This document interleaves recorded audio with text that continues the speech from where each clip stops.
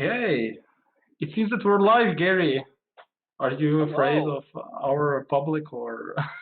No, it looks exactly like it did before we were live, so I'm excited. Great. Okay, so time for the random introductions and who we are and what we do. Hi guys, my name is Blender. It's like a blender but with an O. The bad fun is here, starting off great. Welcome to Splitne ulice Maribor, or as we translate it in English, web hours. What are Splitne ulice? These are basically talks about technology, bi-weekly talks. We used to do them in live, but guess what? Corona happened, so everybody is now behind their laptops and computers. But no problem about that. Today we're going to talk about a very special topic, which is, I think, one of the most talked about topics at any company. Legacy code. Yay! I have a special guest here. His name is Gary Kovar. Kovar is a Slovakian. Have I said it right? Is it Slovak? Yeah, Slovakian, right? Yeah, yes, yeah. Yeah. As far as I know. Slovakian surname, so he has some of that Eastern European blood in himself. Otherwise, he's a great guy. He likes to tinker with his computers and his French horn. So, enough with the innuendos. Gary, the stage is yours. Wonderful, thank you. I'm super excited to be here. So this is a talk on improving legacy projects using automated testing. And looking at the title, like, we're going to get into what this means, but I think I'll ruin some of the punchline and say that we work with a lot of legacy projects because we work in the web and we use a lot of tools that other people have written. And if you're in the JavaScript world, your framework is out of date since I started talking. And if you're in the PHP world, you've got another I mean, if it's WordPress, you've got decades. So, but things move quickly, and sometimes we're married to libraries that we don't own. So let's get going. I thought I'd start with who the heck am I, because I think I know like a handful of you. I'm at a company called Craftpeak. We help breweries sell beer. I've done a lot of agency work, and I'm just another developer that ships some good code, and then a lot of code I hope nobody runs git blame on. And I wish that I was writing software for rockets. In my career as a developer, every year has been declared by me or someone else, usually someone else, the year of testing. And so every year I've written like a handful of tests and been frustrated and had tests that I can't get to run locally and blah, blah, blah. If you're not doing testing, or if you've dabbled in testing and failed, then you know the story. I thought testing was boring and hard until I moved to Craftpeak and said, hey, this is going to be the year of testing. And no one was able to convince me not. And so we've been down a fun path figuring out how to make testing part of what we do. So this is the agenda. If you're already like into automated testing, this kind of gives you an idea of when you don't need to pay attention and when you should pay attention. So we're going to first talk about and define what automated testing is. Then we will look at the kinds of automated testing we can do. We're going to talk about what successful testing looks like. I'm going to share some real world examples of my own code, both successful and failure, some really okay code and some really bad code. And then we're going to talk about how to get started if testing is not already part of your discipline.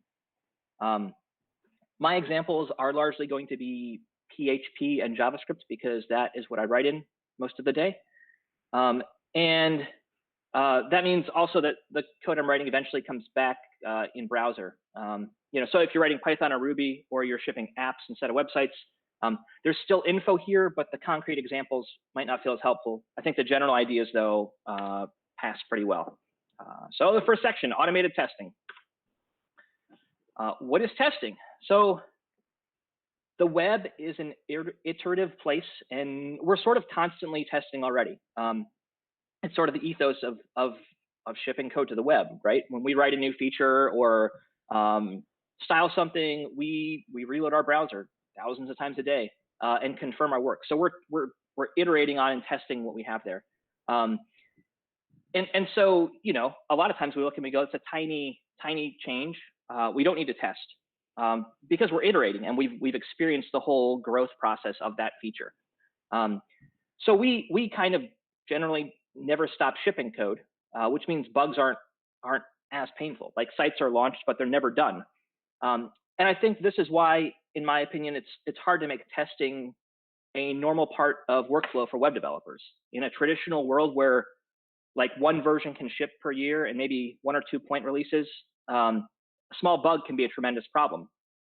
In the web, with a window of maybe 15 minutes between writing the bug fix and then actually having it in production, it's a much shorter delivery window, so bugs aren't as painful and embarrassing. So what about this automated testing? There's probably a really good academic definition of testing, automated testing, on Wikipedia, but this talk is a pragmatic discussion about testing. So for our purposes, automated testing is going to be any way we can confirm things are doing what they are supposed to be doing automatically. So this could be with continuous integration tools that run when you push a branch or open a PR. This could be a local command that developers run to execute tests, but anywhere that you have scripted a series of things to check and make sure that what is supposed to happen is actually what's happening. I'm going to talk through the types of testing. There's a fair bit of ambiguity and overlap, and so like we can use different languages, but there's a few main levels, and I want to poke at these as areas to work on if you're getting started testing in a legacy code base. So the first one I want to talk about is end-to-end testing. End-to-end testing tests. Gary, if I may just interrupt you for a second, it Sure. seems that we're having a bit of technical issues with the presentation. So if you can just reconnect the presentation for a moment. Yep. In the meantime, I'm going to talk about random things that happened today. Today I had a really great lunch, but I think that people are not interested into the topic of having lunches. Okay, let's just check if the presentation works now. Okay, presentation works.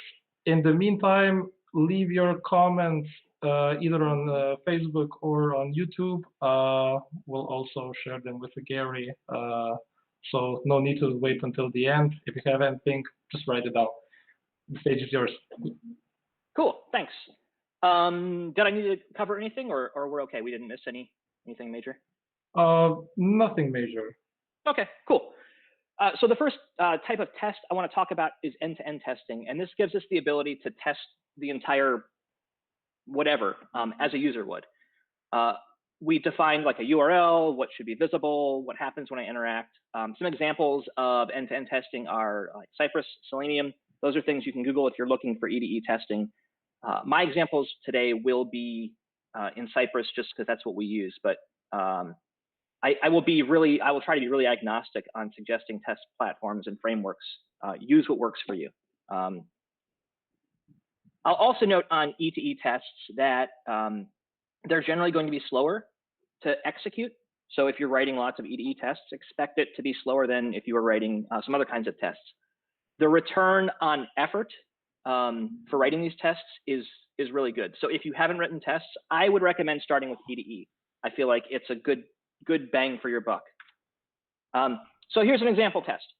Starting in line 1, like we described what the site's doing. And then this test literally confirms the home page loads. End-to-end tests are mirroring user behavior, one single path of user behavior.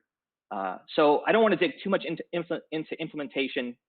This is the first test I wrote in our Commerce Stack test suite. So it's run, hundreds, thousands of times at this point. And I don't think I've looked at it since I wrote it until working on this presentation. Gary, when we were talking about the presentation, it seemed that the Prezi is down again for some reason. Oh, no. I think that the technological gods aren't on our side today. Maybe if we can just try to restart it. It's really funny because everything worked and is working on our end, but it seems that on the stream, for some reason, doesn't show it. Let me just check it with our team if we see it.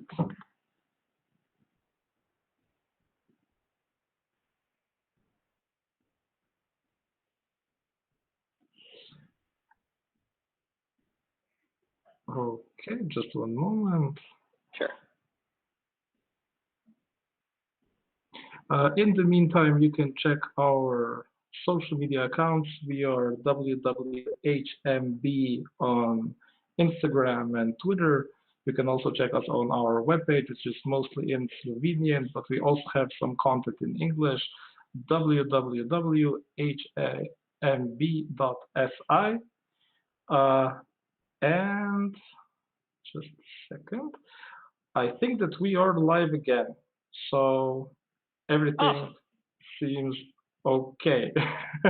Don't worry, we will also upload this presentation for all of our viewers who would like to check out the code samples and so on. So if you're having any issues, the viewers, will get you hooked up right after this event. Here you go, Gary. Sure. Does it seem like when I stop sharing and reshare it, it clicks back in, or does it like require like a full or something? It's really interesting because from my point of view, everything works, and I'm also watching the stream on a separate device, and for now it seems that it's working. If by any chance it drops again, I'll let you know. Okay, no problem. So looking at this code, line 10 is the actual assertion, and so that's the thing we're testing, that the URL should include product example dash beer. But the neat thing about E2E tests is like that's a pretty simple test, and to get there, there's a lot of assumptions. So the first one is that we can visit the root URL, which is on line 3, visit root. And then line 6, we can see the first product, example beer. And then from there, we assume we can click it. If any of those fail, right, the test is going to fail because we'll never get to that product example beer. This test doesn't, of course, tell us why we won't get there, but at least it can tell us that that part's broken. This is a great safety net test. I expect it should never fail, but if it does, this is a big problem as opposed to something smaller. The next testing type I want to talk about is visual regression. And this looks at the entire thing like as a user would. So instead of defining a user path the way the user interacts with it, this is just how it appears to the user. And so we look at like a before and after. Sometimes these changes are expected and can be ignored. And sometimes they are things to worry about. Some examples are Percy, Screenster, ntest.io, Ghost Inspector. And this is just a screenshot of how Percy would show a visual regression. In this case, completely made up. So on this Hardywood site, the left side asks, are you over 21? And on the right-hand side, we change the text to 18, and it sort of highlights in red that, oh, those things are different. If you think about this in the context of something like WordPress, where you're updating a plugin, and you don't really have the ability, or you do like the thing where you update a plugin, you click around and go, yeah, nothing's broken, or seems to be broken. Visual regression is a good thing to have in place, defining what pages we should look at. And if it breaks your styles or something like that, visual regression can help. Are the slides still working? Yeah, like everything. 4 in a row. We're killing it now. All right. The next test is feature.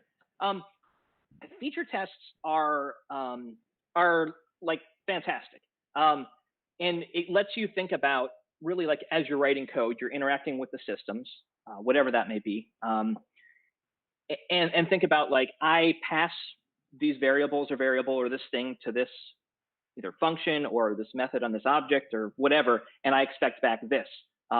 And all the stuff underneath that whole system uses, like a database or a cache or user auth or whatever, all just works as expected. So there's some setup required for feature testing, but it's also probably most similar to the code you're writing, in that when you're writing the code, you expect the system to work a certain way.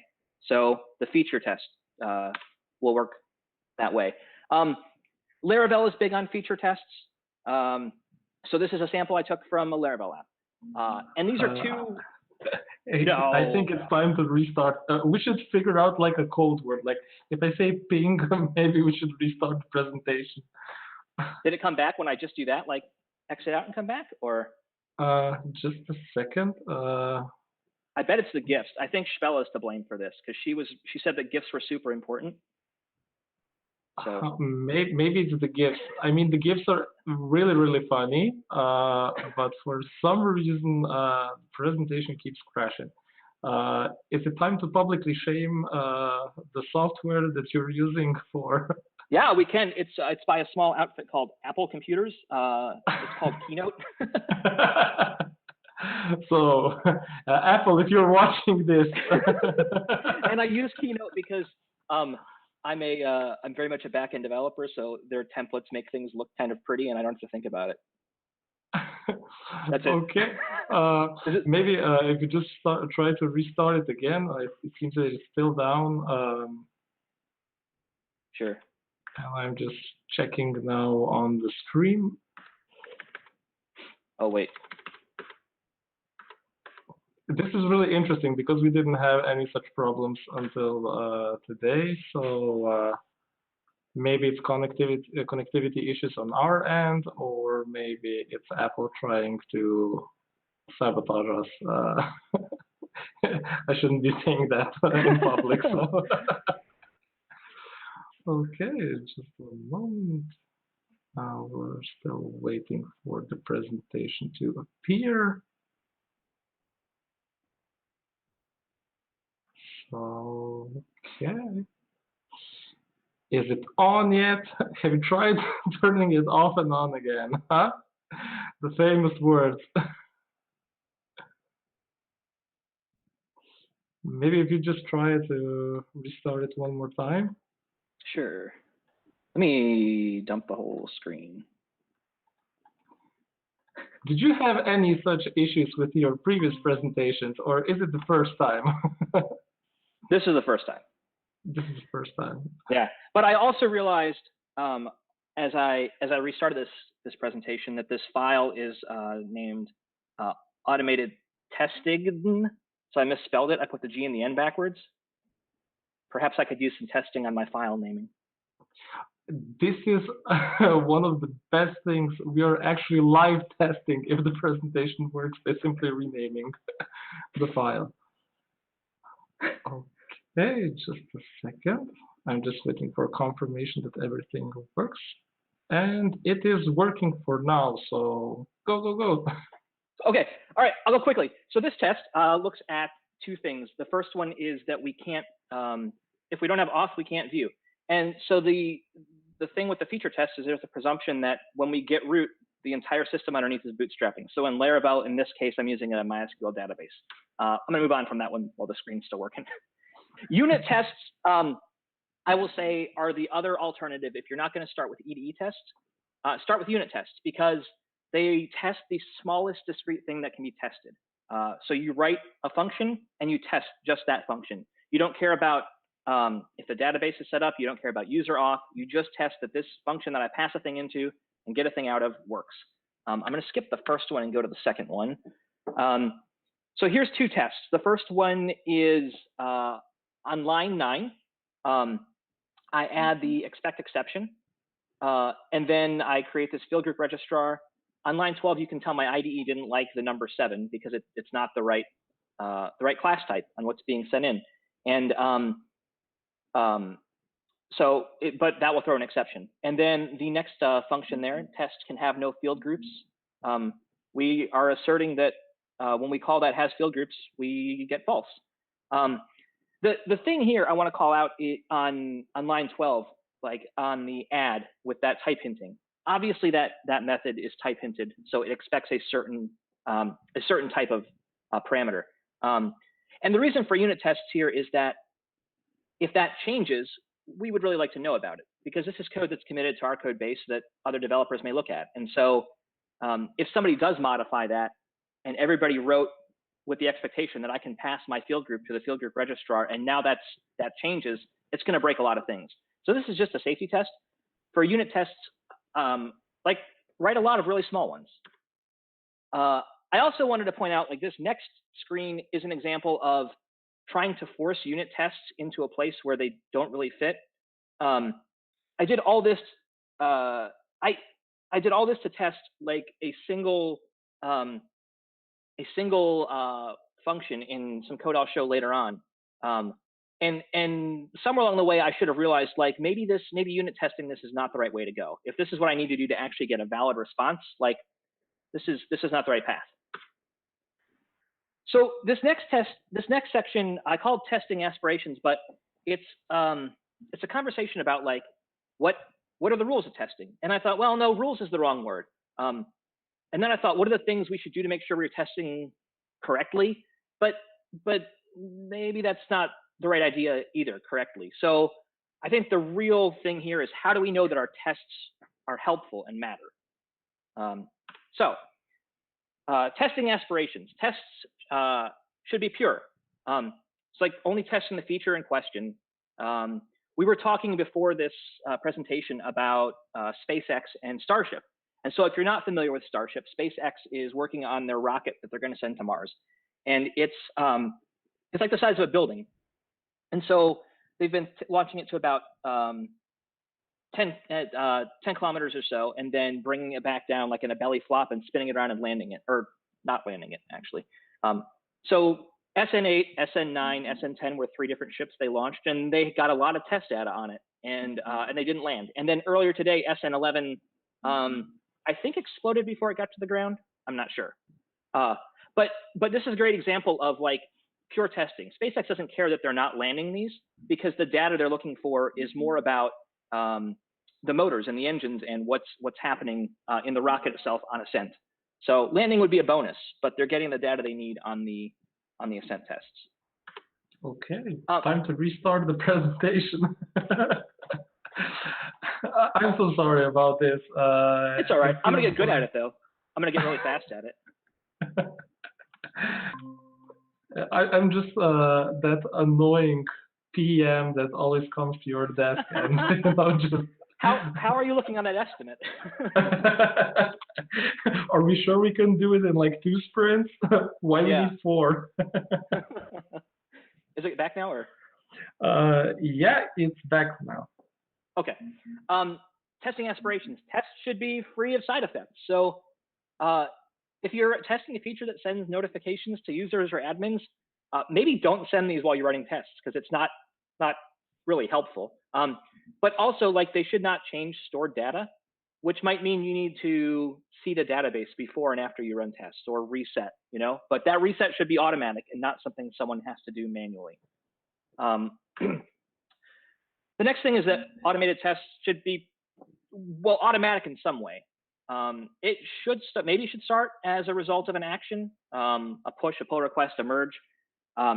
Maybe tests should all pass before that action can complete, and I'll come back to that maybe.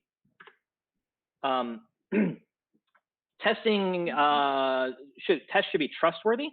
So affirm both the true case and false case, provide full coverage, and match the production environment. So here's another conversation we had before this got started. Did it freeze again?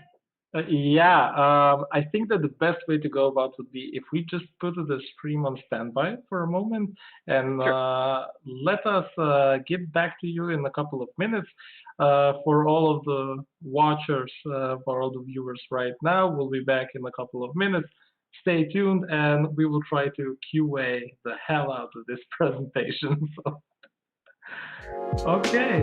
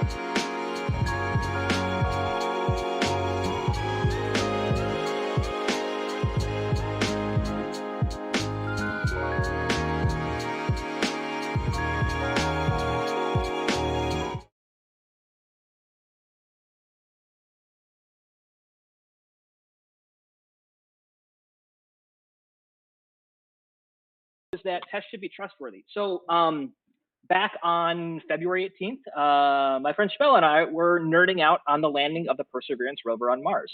But like, here's the thing, there's no Mars environment on Earth that they could validate their designs in. So they had to travel 471 million kilometers. Well, they didn't get to. The rover had to travel 471 million kilometers to get to the production environment where these things all ran together for the first time. So the heat shield release and the parachute had never actually been tested falling kilometers through an atmosphere that's 1% the density of Earth. Like, each system had been tested individually in the software in mock environments, but the actual full thing, you know, didn't happen. So matching the production environment I guess is a moving target. I also wanted to add a note here about test coverage. Setting a metric for test coverage is setting yourself up to be disappointed, right? It's reasonable to expect yourself and members of your team to add tests with almost all PRs, but be reasonable about it. Like full test coverage is not the goal. Maybe it could be a goal, but I don't think it's reasonable. And then the last point here is that testing is incremental. If you're adding a little bit every sprint, and you're in the habit of adding a little bit every sprint, it's going to take you a long way. We still looking good? It seems that we are down again. I'm just checking. Let me see. Oh, it's really amazing. I'm just trying to figure out what we should do. Maybe if we try to convert the presentation in some other. Yeah. Sure. What I can do is let me try it without like going to two screens and just doing it on one without my notes. That's also an option. All right. Or we can do it without presentation. I mean, people like to look at your pretty face, so. Hold on, let me. Oh wait, how is that? Hold on, I'm unplugging stuff over here. Okay. What I'm going to do is I'm going to just share one screen, and let's see if that fixes it instead of a second screen. For everybody wondering, this is how maintenance looks in real life. We are just plugging and unplugging stuff, and if it works, it works. So I don't have my notes anymore. This is going to get really fun from here on out. But holler if it stops again. So we're in the section on real world examples, and so I want to point out that one of the best places to use tests is refactoring. And refactoring is one of those words that PMs hate to hear, right? Because it feels like just rewriting code. This example I'm going to point to is a 1,500 line class. It was hooked to 27 WordPress actions and filters, but there were only actually 4. After I read through it, there were only actually 4 public methods that impacted core functionality. And so being able to test those 4 methods, specifically that I wasn't breaking anything as I refactored, let me confidently break this from 1,500 lines down to, like 15-ish 100 line classes. So here's that file. That's what it looks like. I'm not zooming in because I want to protect the innocent. The dev team that wrote it, I am not looking to blame them. I know that they delivered something in a pretty impossible timeline, and so I would love to take them out for drinks. But it was a tough feature to step into, all contained in this one God class. I want to read this thing, and we can share a link afterwards. I circle back to this like once a year because it cracks me up. This is specific to the WordPress world, but I think a lot of code bases have this kind of thing. So every call to retrieve posts in WordPress goes through WP query, and the bulk of the logic is in the method getPosts.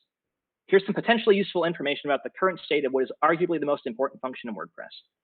WP query getPosts is 890 lines long and has a cyclomatic complexity of 256. Good cyclomatic complexity is around 2 to 6 with a maximum of 10. WP query getPost has an npath complexity of 1.43573394139742 times 10 to the 48th power. This can also be expressed as 14357339412494006251885003716899200000000 or 1.435 quindecillion. This is 25 orders of magnitude greater than the number of stars in the visible universe. It is also the number of unit tests required to fully test WP query getPosts. Should unit tests be written for WP query getPosts, averaging 1.5 kilobyte each, and these tests are stored on 1 terabyte Samsung hard drives weighing a half kilogram each, or 0.4 kilograms each, the resulting storage would weigh a little more than 4 solar masses, or 80 undecillion kilograms. This comes from Tom Noel, and it was posted way back in 2013. I don't think that getPosts has those unit tests yet, and I also don't think it's any shorter. But this is a really revealing bit of data about like unit testing can get out of hand if you're trying to test something that's not unit testable. So the next real world thing I want to talk about is I talked about like testing for truth, but also testing for false. So not testing the inverse. I had a feature I worked on recently where I wrote test to confirm that when a user checks out with a subscription, we aren't offering shipping methods twice. What I failed to do was write a test to check that without subscription plugin active, things still worked. So we shipped that code and it broke. I say we, like I broke it. And because I didn't write a test to confirm the alternative, I wasn't aware of it until it was to prod. Oh, this will be interesting to use from memory. So this is STS-51 Space Shuttle Discovery. I think this is from 1993, and so in the you can obviously see that I'm pointing at my screen right now. In the back, there's that little circle by the engines in the back, and so there used to be a satellite there, and what happened is on launch, shortly after launch, they went to launch the satellite, and they were using a new launch primary engine called TOS, and so the satellite was attached to that circular thing by 2 bands of aluminum. And the way it was configured is there was a primary and secondary detonation cable that broke the metal band that held it in place. And so because everything in space requires redundancy, in addition to having the primary and secondary band, both bands had an A and B end. So when they made the test article, they made a test box that attached to the switch, and it was labeled primary secondary A, primary secondary B. And so what that means is the wiring actually was firing both the primary and secondary and not one or the other.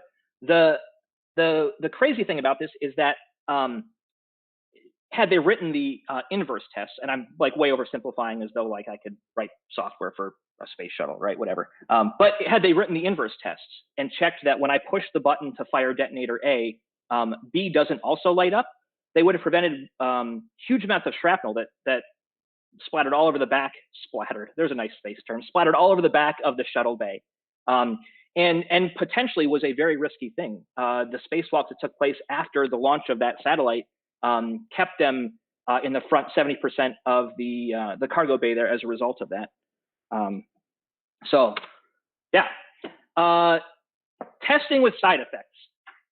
So like I said earlier, we shouldn't have side effects, but our end-to-end tests at the moment, we run them against a dev install, which means there's all sorts of potential side effects. This is not an environment that we've bootstrapped and seeded locally. Our EDE tests that are running locally in my computer against this remote URL could fail because the network's down, or Google Cloud is not interested in responding, or a million other reasons. And so we could get false failures. So this isn't the ideal solution, but at the end of the day, it's better than not having the tests. So real quick before I get into this, does it seem like not having 2 screens fixed the problem? Maybe. It seems so. So okay. It was 2 screens all along. Oh, come on! It was Apple. Come on. It was Apple. Okay.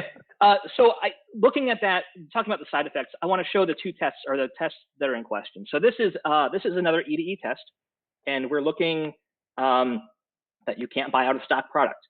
Well, the first thing I did on line 57 and 58 is I made notes to myself or other developers for, if this test is failing, like just make sure it's configured correctly.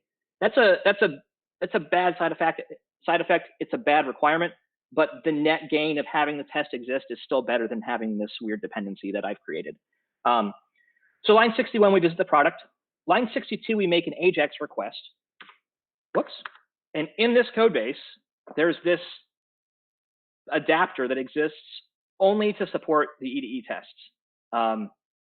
And that's another dependency that ideally wouldn't need to exist. But for the purposes of testing this feature and the necessity of this feature, this became a really helpful part of a large test suite. And so by the time we get to line 63, we visited on line 61, there was stock. Line 62, we set the inventory to 0. On line 63, we click to add it to cart. And now on line 66, we can run our assertion that says, is gone, and probably some other text outside of that too. So this becomes a very helpful test in that process of creating a lot of weird dependencies. So, if you're creating dependencies, like, think about what you're doing, but also think about the benefit. Sometimes it's worth it. All right, so get started. Here's how we get started with this. Write a single passing test, whether you decide to start with E2E or unit or anywhere you want, but I think those two are probably your easier spots to start. Confirm that the framework runs locally. And if it's E2E, just write a test that confirms you can load the home page. And if it's unit, write one test that confirms that you can access like some global function in your code base. It can return null, but just make sure your tests run. And then you can celebrate.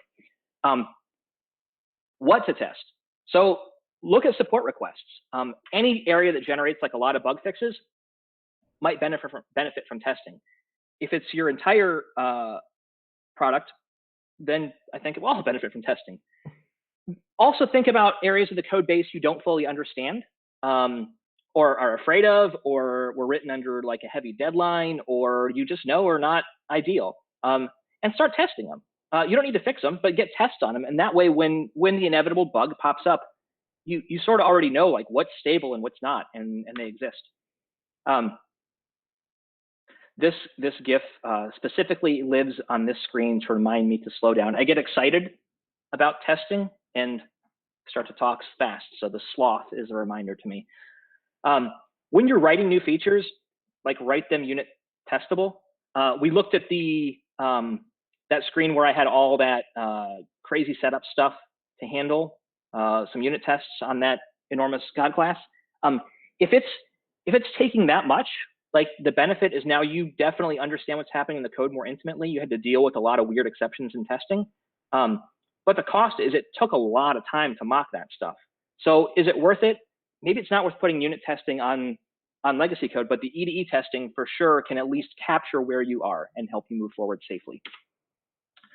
Actually run the tests. Like this is an important part of having them. So if you haven't configured a CI, then just put a recurring event on your calendar. When you're starting a new task, start by just running the tests. Run the test suite. If hopefully everything passes. If it doesn't, look into it and fix it.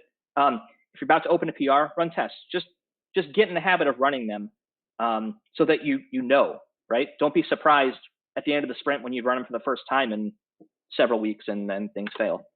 I think this is the biggest part is like, if you're working on your own and you're excited about tests, it's not going to go much of anywhere. So you need to build a team culture for it. The way we do it is we have a Thursday meeting at 4 p.m.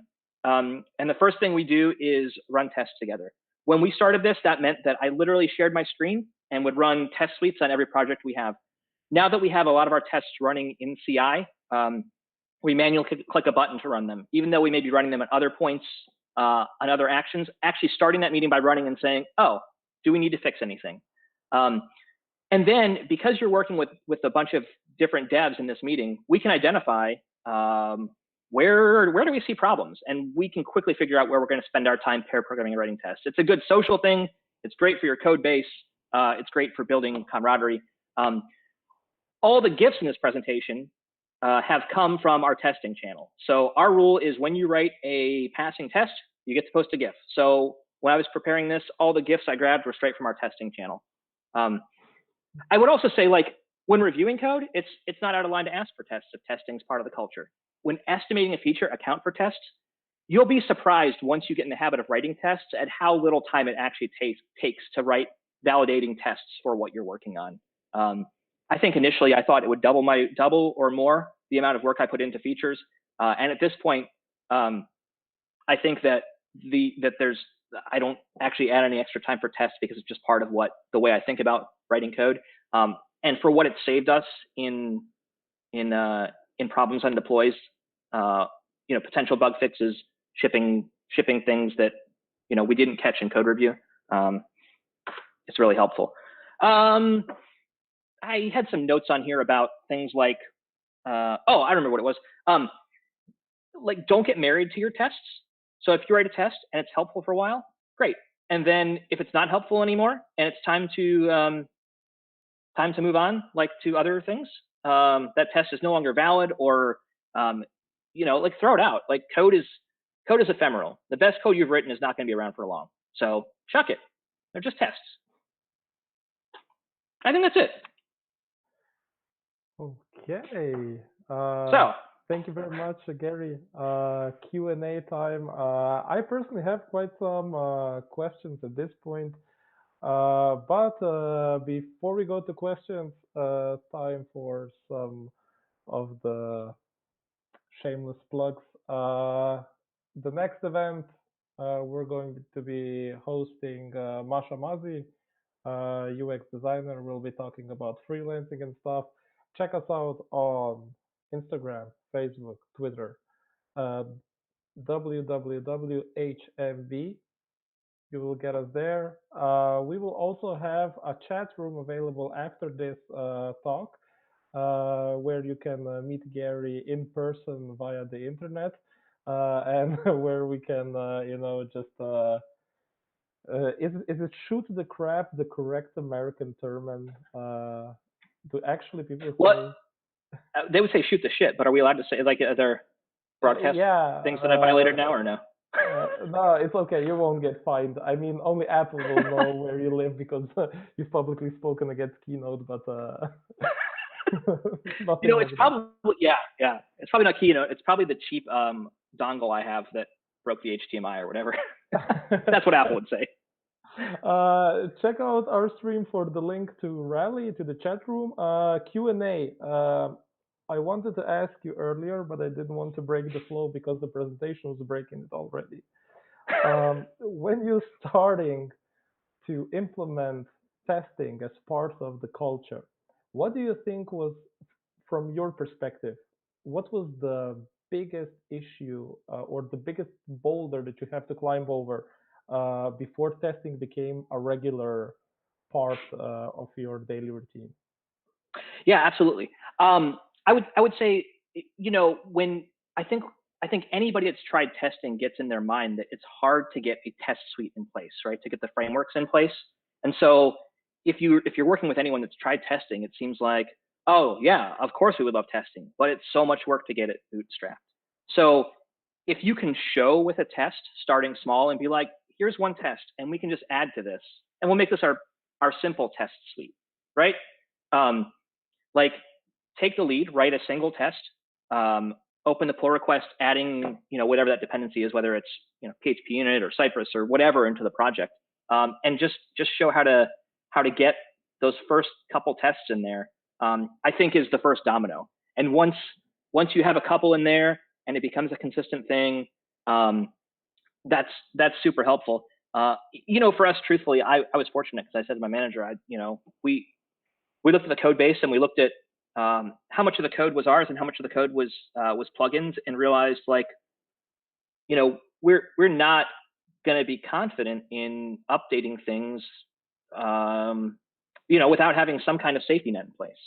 And so sometimes testing can feel like a false safety net, but ultimately having it there and being able to run that consistently and identify, what haven't we tested, what have we tested, is going to net out a big benefit. I'm having this issue right now. I would really like to do testing on all of our projects, but sometimes you just don't know if would you implement, where do you recommend to start with testing? Is the scale of the project an important factor? Because, for example, if you have like this big project spanning over, I don't know, 3 departments with 100 people, of course you're going to test. But if you're doing a simple WordPress landing page, I think that you won't be testing. Where do you think is the sweet spot for starting to implement tests? Or what is the first telltale sign that you should probably think about testing? I would say the first time you're surprised by a bug is an indicator that the project is bigger than you can keep in your head. So if a bug pops up that you say, oh, that's weird, then probably, like, there's more going on underneath that's also weird, that you don't expect.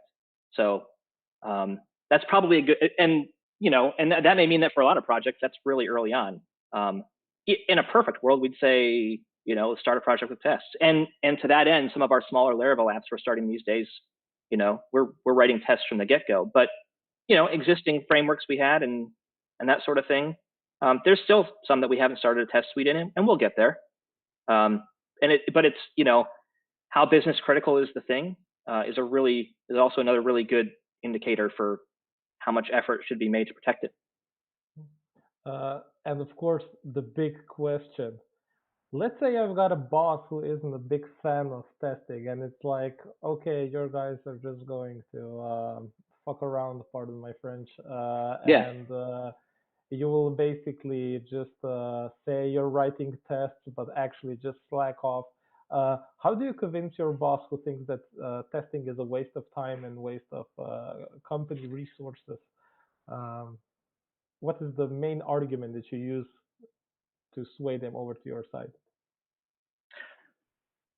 I think this will be a hypothetical for me because I fortunately haven't run into that too heavily. I would actually say that the biggest censor on writing tests in my dev career has always been myself when I look at my estimate and I go, oh, I don't have time to add tests, right? Yeah. I don't think any PM would be like, you don't have time for tests. I think that generally they've been, pretty appreciative when we can protect things. So my argument would be, I would probably just do it in the context of my estimated time. I would sneak them in there.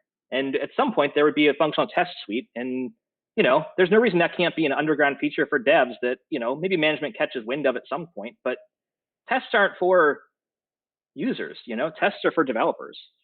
So yeah, I just would, unless your manager's reviewing the code, I just write the test.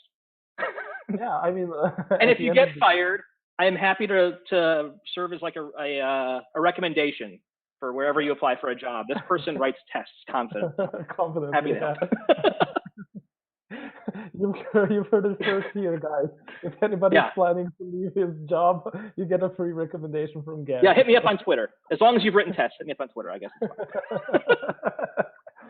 Okay. Do you have any special preferences when it comes to testing suites? I know that a lot of people are using different tools. So, for example, you have Mocha on JavaScript. You have Selenium is also a very common framework. So do you recommend writing it with the help of a framework, or I don't know, just yeah? I'll tell you how we're doing it. And then my answer will always be on this, like whatever's most helpful for you to get the tests written. So if you like Selenium, do it. I found Selenium to be difficult, and I found that I had problems, within Docker, like making it function and whatnot. But if that's not your experience, awesome. Go with whatever you're going to consistently use. I will say that our test stack is we use Cypress pretty extensively for EDE stuff. With Cypress, we use Percy. And so Percy gives us our visual regression testing.